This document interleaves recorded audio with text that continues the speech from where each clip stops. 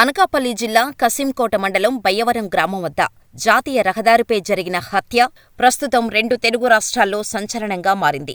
ఓ దుప్పటిలో ఓ మహిళకు సంబంధించిన 2 కాళ్లు, చేతులు దొరకటంతో, కాళ్లకు మెట్టెలు ఉండటంతో ఆ దుప్పట్లో ఉన్నది ఎవరు అనే చర్చ నడిచింది. హత్యకు గురైన ఆ మహిళ గురించి తెలుసుకునే ప్రయత్నం చేశారు పోలీసులు. ఎట్టకేలకు ఆ దుప్పట్లో ఉంది ఎవరు, ఎందుకు చంపారు, ఎవరు చంపారు అనే మిస్టరీ వీడింది. ఆ విషయాలు ఇప్పుడు మనం ఈ వీడియోలో తెలుసుకుందాం. మంగళవారం ఉదయం స్థానికులు రహదారిపైన వెళ్తున్న వారికి దుప్పటితో కట్టి ఉన్న మూట కనిపించింది. దుప్పటి మొత్తం రక్తంతో ఉండటంతో దగ్గరకు వెళ్లి చూసిన స్థానికులకు ఆ దుప్పట్లో ఉన్నది శరీర భాగాలు అని గుర్తించి పోలీసులకు సమాచారం అందించారు.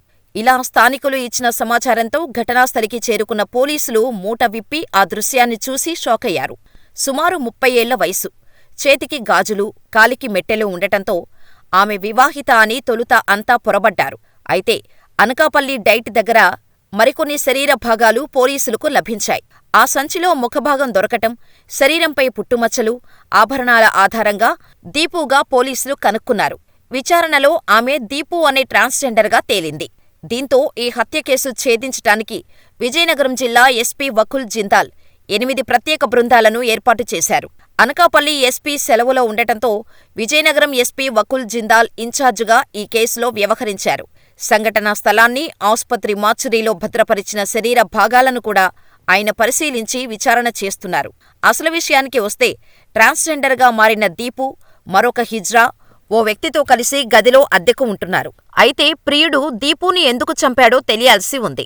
దీంతో ఆగ్రహంతో ఊగిపోతున్న హిజ్రాలు అనకాపల్లి పీఎస్ వద్ద ఆందోళనకు దిగారు. మా స్నేహితురాలిని ముక్కలు చేసి అతి కిరాతకంగా చంపిన నిందితుడిని అప్పగించాలంటూ ఆందోళన చేపట్టారు. దీంతో పోలీసులు వాళ్లతో చర్చలు జరుపుతున్నారు. సీసీటీవీ ఫుటేజీ ద్వారా నిందితుల కోసం గాలింపు మొదలుపెట్టారు. ఈ కేసుపై స్పందించిన సీఎం చంద్రబాబు నిందితులను వెంటనే పట్టుకోవాలని పోలీసులను ఆదేశించారు. ఈ ఘటనలో నిందితులను అదుపులోకి తీసుకున్నట్టు సీఎంకు జిల్లా ఎస్పీ, పోలీసు ఉన్నతాధికారులు వివరించారు. ఆగంతుకులను అదుపులోకి తీసుకున్నట్టు సీఎంకు తెలిపారు. నిన్ననే ఈ ఘటనపై పోలీసులు ఉన్నతాధికారులు అనకాపల్లి జిల్లా ఎస్పీతో సీఎం మాట్లాడారు. నిందితులను అదుపులోకి తీసుకున్నట్టు సీఎంకు పోలీసు అధికారులు వివరించారు. ఈ దారుణానికి పాల్పడిన నిందితులకు కఠిన శిక్ష పడేలా చూడాలని సీఎం ఆదేశించారు. త్వరితగతిన దర్యాప్తు పూర్తి చేసి శిక్ష పడేలా చూడాలని చెప్పారు. అయితే ప్రియుడు దీపుని ఎందుకు చంపాడో తెలియాల్సి ఉంది.